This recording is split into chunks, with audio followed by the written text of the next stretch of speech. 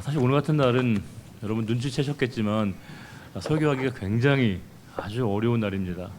설교를 너무 짧게 하면 준비 안 했다라고 하는 오해를 받을 수 있고, 조금 길게 하면 눈치 없다는 그런 얘기를 들을 수 있어서 어느 정도 길이로 분량으로 해야 되나 싶고, 또 3부는 약간 예배 시간이 조금 더 1, 2부보다 타이트해서 1, 2부 했던 설교를 그대로 하기가 조금 어렵다는 생각이 들어서요, 제가 여러분 최대한 압축해서 하려고 하니까 여러분들 이심전심으로 잘 듣고 잘 함께 은혜를 나눠주시면 좋겠습니다. 우리가 혼밥, 혼술 이런 말 많이 들어보셨죠? 우리가 보통 이제 사회에서도 많이 쓰는 단어인데요. 혼밥, 혼술, 혼자서 밥을 먹는 거 혼밥, 또 우리는 그런 해당되는 말이 아니지만 혼술, 혼자서 술을 먹는 경우를 혼술이라고 하는데, 혼영이란 말도 있습니다. 여러분 혹시 아십니까? 혼영은 혼자서 영화 보러 가는 것을 혼영이라고 하고요. 혼행도 있습니다. 혼행은 뭔지 아십니까? 혼자서 여행을 가는 것을 혼행이라고 하고 있고요. 혼놀도 있습니다. 혼놀. 혼자서 노는 걸 혼놀이라고 합니다. 제가 지은 말이 아니고요. 2017년도에 트렌드 코리아에서 이미 진단했던 한국 사회의 특징을 이렇게 간략하게 표현하고 있는 겁니다. 아시겠지만 한국 사회가 얼마나 급격히 개인주의화 되고 있는 것을 보여주는 표현입니다. 우리는 극도로 이 사회가 원래 이 현대 사회는 개인주의 사회이긴 하지만 더 이 개인주의가 가속화되고 있습니다. 1인 가구가 급증하고 있고요. 비혼 가정도 많아지고 있습니다. 많은 사람들이 결혼과 출산을 포기하고 있습니다. 심지어 많은 부부들도 아이를 낳는 것이 모든 부부의 가정의 의미인 줄 알았는데, 이제는 아이를 낳지 않으려고 하는 가정도 아주 많습니다. 왜냐하면 자식을 키우는 게 부모의 보람이었는데, 자녀가 내 인생에 방해가 된다고 생각하면 기꺼이 아이를 낳지 않으려고 하는 부모들도 아주 많아지고 있습니다. 이게 어떻게 우리가 막을 수 없는 만큼 사회적 상황이 급격히 이런 일들이 진행이 되고 있습니다. 점점 더 많은 사람들이 개인주의화가 심화되고 있고, 아마 이러한 경향은 앞으로도 더 많이 급속하게 진행된 것이라고 우리가 생각하고 있습니다. 그런데 우리가 이런 추세 가운데 생각해 볼 수 있는 건 뭐냐면요, 사람들이 이 기쁨이라고 하는 것을 얼마나 개인주의로 이해하고 있는가를 알 수 있습니다. 우리에게 기쁨과 즐거움은 타인의 상황이 아니라 나에가 중요합니다. 내가 기뻐야 하는 것이고요, 내가 즐거워야 합니다. 상대방이 어떻게 느끼든지 그것이 우리에게 중요하지 않고요, 내가 느끼는 기쁨, 내가 느끼는 즐거움이 가장 모든 것에 그 일을 선택하는, 결정하는 가장 중요한 요인이 되고 있습니다. 그러하게 이것을 다른 말로 얘기하면 기쁨의 독점화라고 할 수 있습니다. 우리가 기쁨이 우리 안에서 누군가와 공유되기보다는 기쁨이 극도로 사유화되고 있습니다. 다른 사람의 형편과 상황이 나에게 중요하지 않습니다.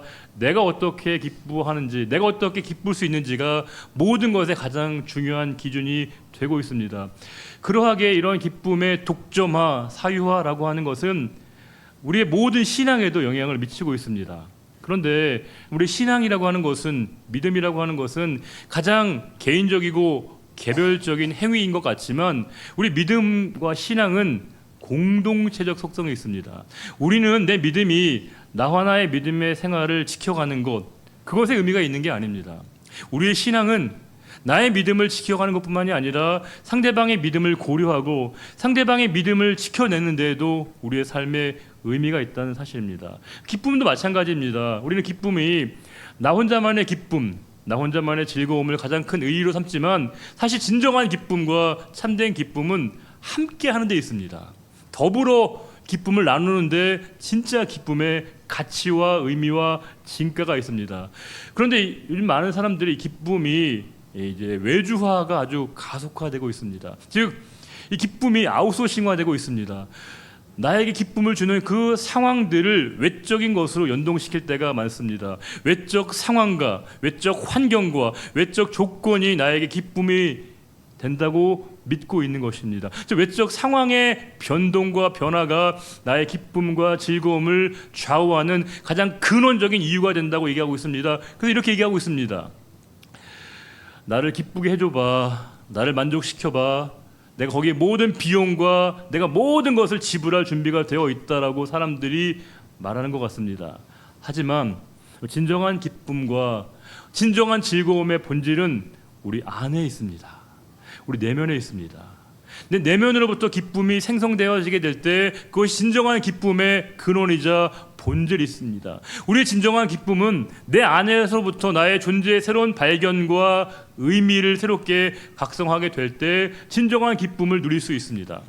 우리는 기쁨을 사유하고 독점하는 것이 사회의 흐름이긴 하지만 성경은 우리에게 이 기쁨을 함께 나누라고 말씀하십니다. 특별히 부활의 기쁨은 함께 해야 합니다. 부활의 기쁨은 나만의 기쁨이 아닙니다. 이 부활의 기쁨은 모든 사람들과 함께 동일하게 기쁨을 나누고 전하라고 오늘 말씀이 우리에게 증거하고 있습니다. 주님이 부활하신 그날 여인들이 무덤가에 갔는데요, 예수님이 사라진 것을 보고 정말 그들이 너무 크게 놀랐습니다. 그런데 그 놀라웠던 그들이 부활하신 주님을 만나고 난 다음에 천사가 그러했고 예수님께서 그들에게 하신 말씀이 있습니다. 그것은 뭐냐면 가서 이 소식을 전하라는 것입니다.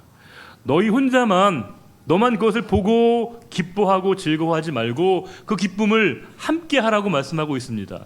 기쁨이 너희 안에서 사장되지 말고 너희만이 기쁨을 사유하거나 독점하지 말고 개인주의로 기쁨을 환원시키지 말고 모든 이들에게 너 이 기쁨의 소식이 필요한 모든 사람에게 이 소식을 전하라고 명령하십니다. 이건 주님의 명령이시고 주님의 뜻입니다. 이 기쁨을 함께 전하고 함께 나누고 함께 이 기쁨을 공유하는 것이야말로 주님이 우리에게 부활을 통해서 그들에게 명령하신 주님의 뜻입니다. 부활은 대개 두 가지의 의미로 구분이 됩니다.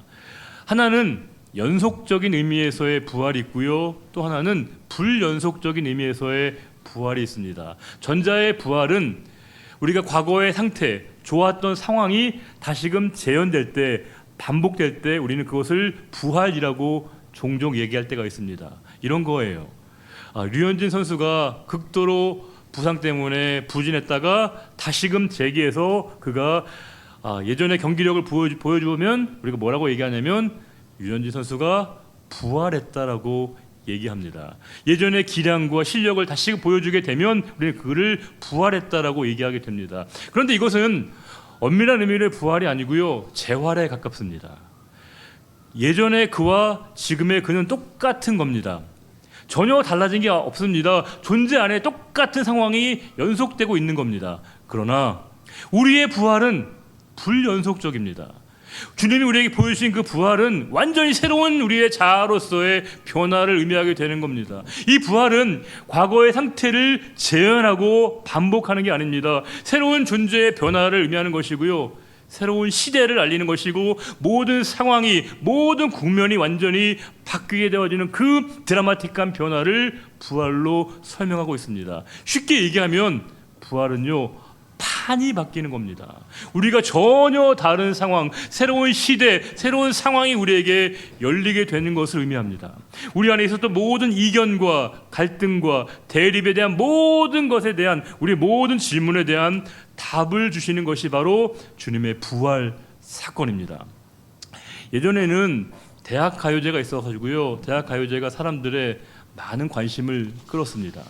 대학 가요제가 하게 되면 되게 신인들의 등용문으로서 대학 가요제가 굉장히 많은 분들의 관심을 끌었던 적이 있습니다. 그래서 어떤 노래가 인기를 끌고 누가 상을 받는지가 사람들의 큰 관심사였습니다. 1988년도에 16개 팀이 참가를 했습니다. 각 팀이 경연을 벌이는 상황입니다. 한 팀 한 팀 나와서 각 자신의 실력을 뽐내고 있는데 그 경연을 보는 사람들의 반응을 보면 각자가 다 백인백색입니다. 왜냐하면 내가 볼 땐 1번이 잘하는 것 같아, 내가 볼 때는 5번 팀이 잘하는 것 같아. 같이 경쟁을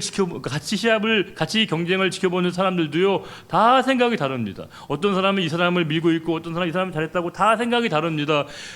모두가 누가 우승자가 될지 다 점을 치기가 어려운 상황이었는데요, 15개 팀이 끝나고 마지막 16번째 팀이 등장했는데 전주가 울리자마자 다 이 팀이 우승이라고 확정을 짓게 됐습니다. 누구냐면 바로 신해철의 무한궤도라고 하는 팀이 불렀던 그대의 얘기랍니다.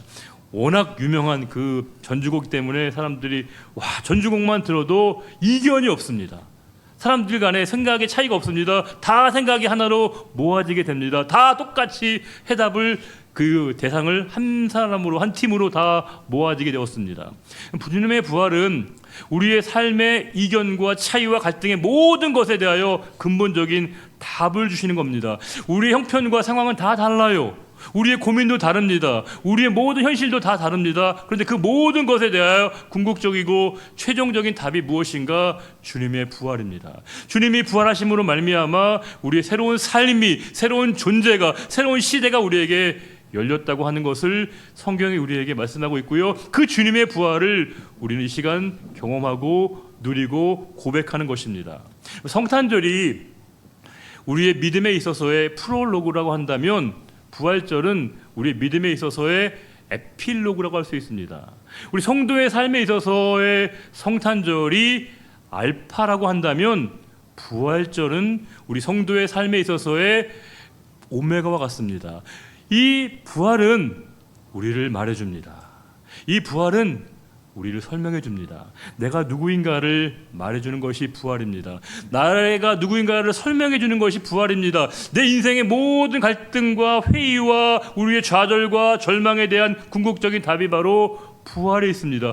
우리의 삶의 근본적인 이유도 바로 부활에 있습니다. 내 삶이 어떻게 되는 것인가를 설명해 주고 말해주는 것 또한 부활입니다. 부활은 우리가 전혀 다른 삶이 시작되었음을 우리에게 알리는 사건입니다. 우리가 전혀 다른 존재가 되었음을 설명해주고 말하고 선포하는 사건이 바로 부활이라고 하는 겁니다. 우리는 부활 전과 부활 후가 완전히 다른 우리의 삶이 새롭게 시작되었음을 알리는 것이 바로 주님의 부활입니다. 이런 말을 한 유명한 사람이 있습니다. 그는 이렇게 얘기했습니다. 기독교는 없어질 겁니다. 사라지고 쪼그라들 겁니다. 그건 논증할 필요가 없습니다. 제가 옳은 것으로 판명이 날 겁니다. 심지어 이제 우리가 예수보다 더 유명합니다. 로큰롤과 기독교 중에 어떤 게 먼저 사라질지는 모르겠습니다. 이렇게 얘기하는 사람은 바로 비틀즈의 존 레논입니다. 너무 유명한 얘기입니다. 그런데 그는 지금 세상에 없습니다. 그러나 그가 소멸될 것이라고 했던 교회와 기독교는 여전히 왕성합니다. 그는 역사 속으로 사라져 버렸지만 우리 주님은 지금도 역사 속에 현존하시고 역사를 주관하시는 분으로 우리 가운데 나타나고 있다는 겁니다. 우리는 그분을 믿는 것입니다. 그분을 바라보는 것입니다. 우리는 이 시간 부활을 증거하는 증인의 삶을 사는 겁니다. 우리가 성령 충만은 부활을 사는 겁니다. 부활의 기쁨을 소유하는 겁니다. 부활의 기쁨을 전하는 겁니다. 이 부활의 기쁨을 가장 먼저 전해야 될 대상이 우리 자신입니다.